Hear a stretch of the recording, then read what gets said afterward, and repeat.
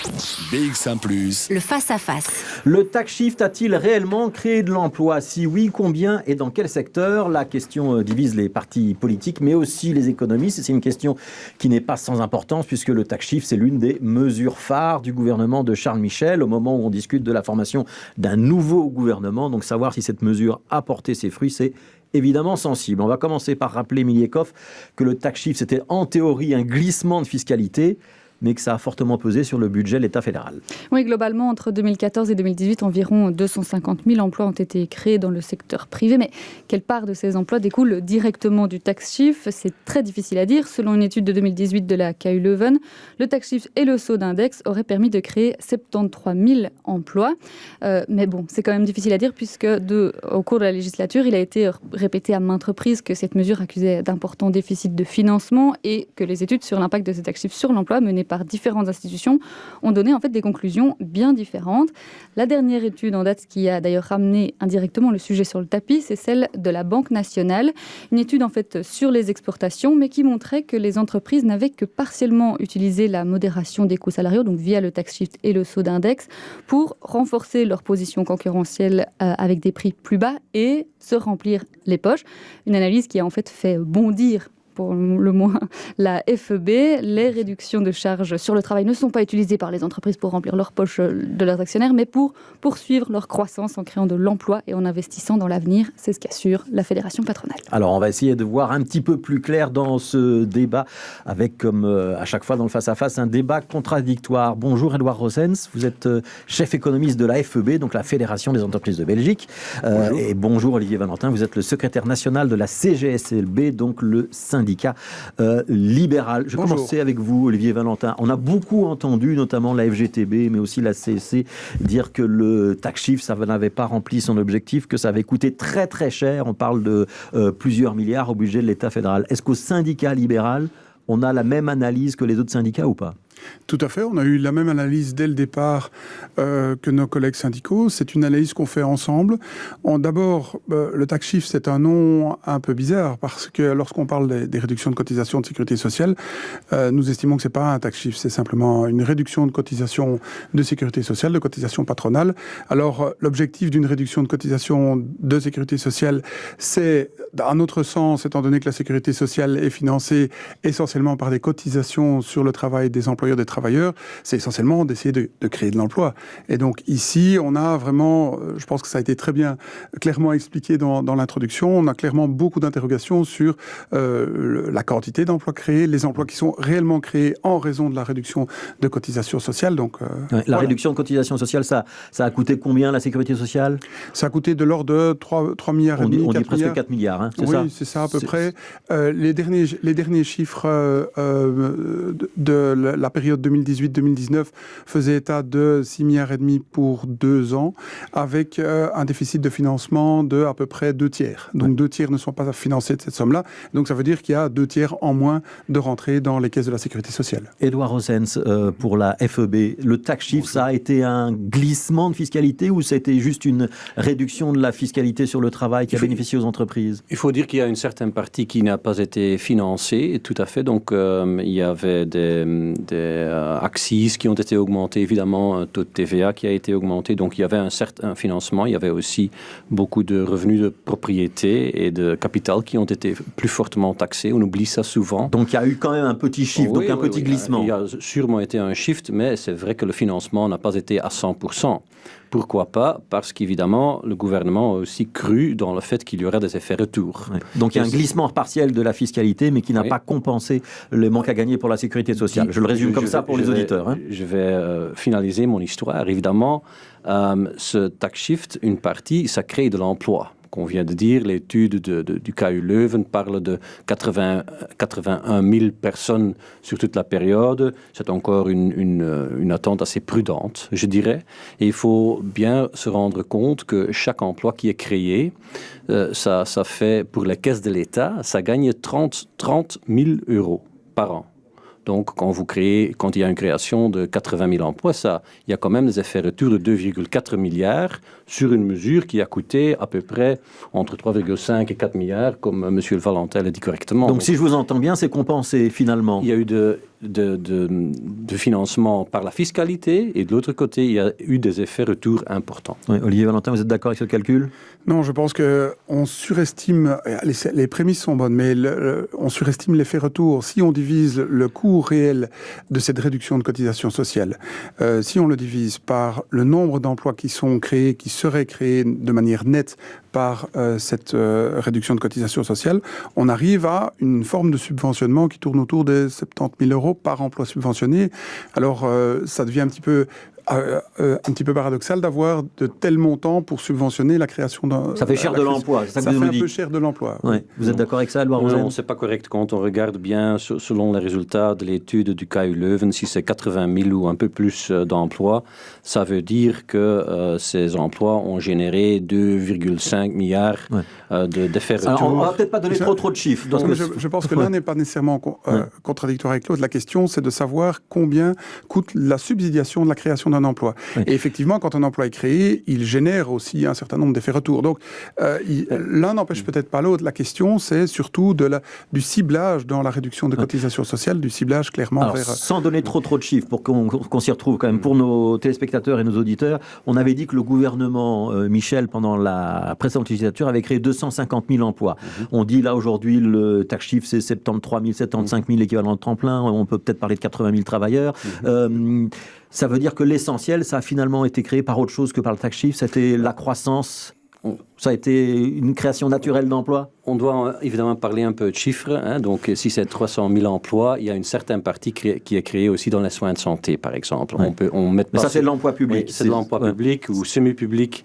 Et donc, reste encore une création d'à peu près 225 000 dans le secteur privé pur. Donc ça, ce sont les entreprises. Oui, les entreprises, mais aussi les indépendants. Et les indépendants créent leur propre boulot. Donc, il y a encore à peu près 150 à 160 000 emplois qui ont été créés dans le secteur privé pur, salariés.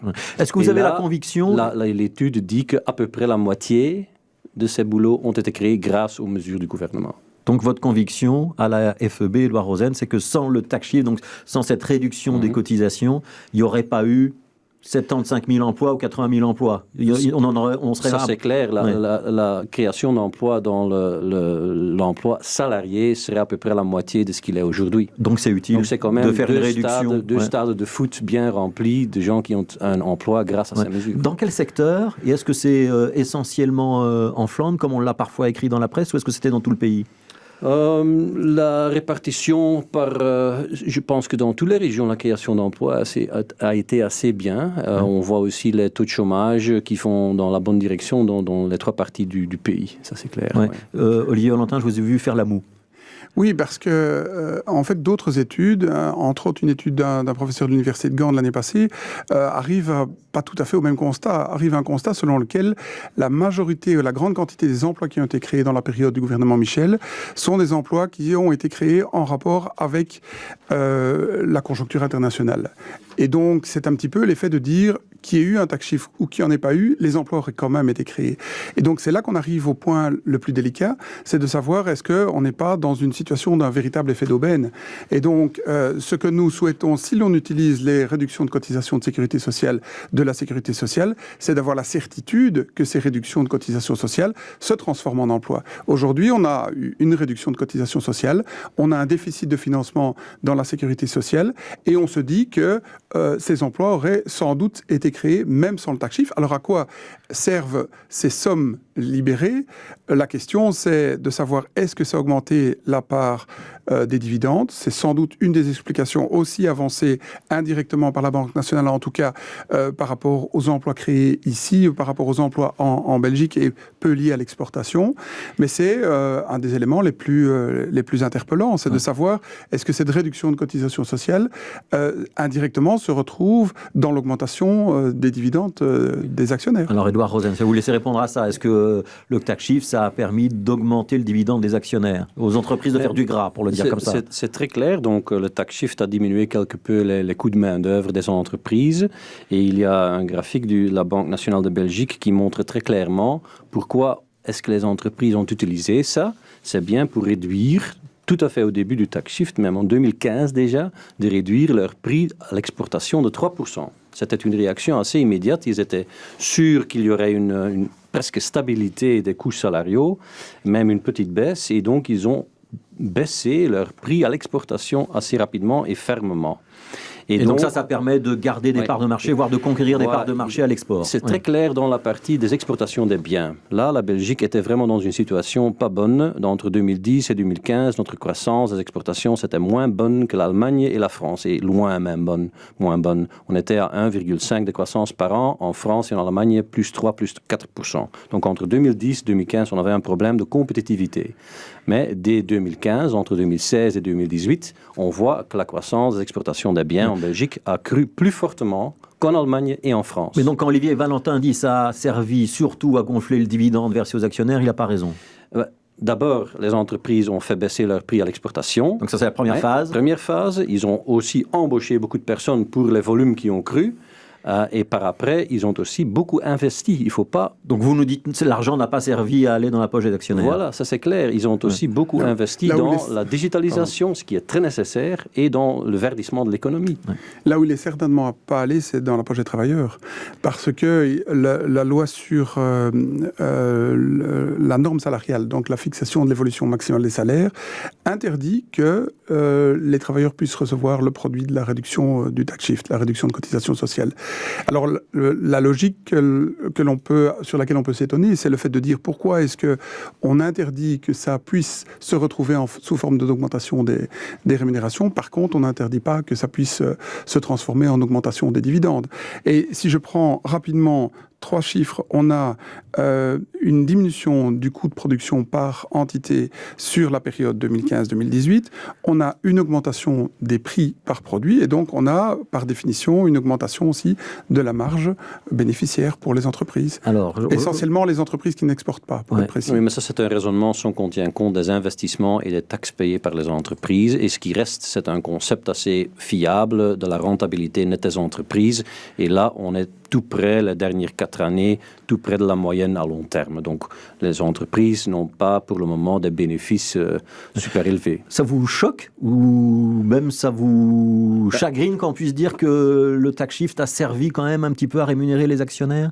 Et que les entreprises se sont trouvées dans une situation plus confortable. C'est logique de rémunérer son actionnaire dans une société capitaliste, non ? Je sais, mais c'est quand même... Enfin, si on dit ça, on oublie le fait qu'on a aussi créé beaucoup d'emplois, que les entreprises ont aussi créé beaucoup d'emplois, qu'ils ont investi beaucoup et qu'ils ont baissé leur prix à l'exportation pour regagner des parts de marché. Donc, c'est un message très réducteur. Ouais. Alors, on est dans une période de formation d'un nouveau gouvernement fédéral. Enfin, en tout cas, on essaye.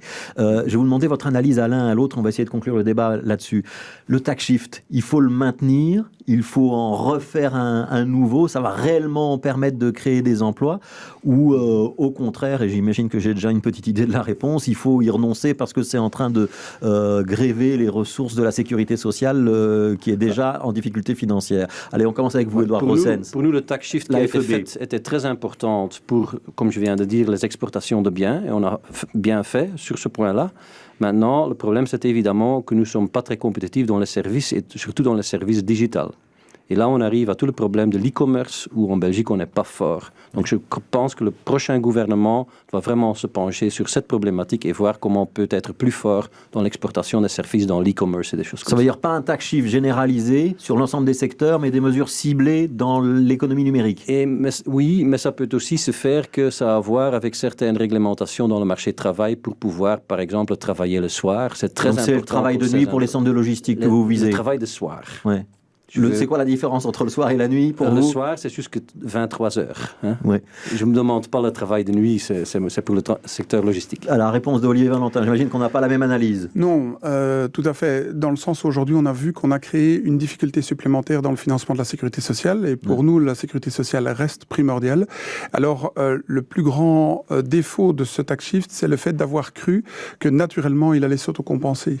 Et donc que l'effet retour permettrait que la mesure soit neutre pour le budget. Soit neutre pour le budget de la sécurité sociale. Et donc, aujourd'hui, si l'on décide dans un prochain gouvernement de faire quelque chose, il faut que ça soit de manière sérieuse compensé, il faut que ça soit négocié entre partenaires sociaux et il faut que ça soit beaucoup plus ciblé que ça n'a été par le passé. Edouard Rossens, est-ce que vous êtes d'accord avec l'idée que ça doit être négocié entre partenaires sociaux et qu'on doit veiller à l'équilibre de la sécurité sociale. Les patrons, les grandes entreprises peuvent se retrouver là-dedans aussi. Moi, je suis toujours ouvert à avoir un bon débat avec les syndicats, évidemment. On est en train de parler sur beaucoup de choses et sur certaines choses, on n'est peut-être pas trop éloigné. Donc, je pense que c'est toujours bien d'avoir un bon dialogue social là-dessus. Ouais, mais donc vous êtes d'accord pour dire qu'on doit veiller à l'équilibre de la sécurité sociale ?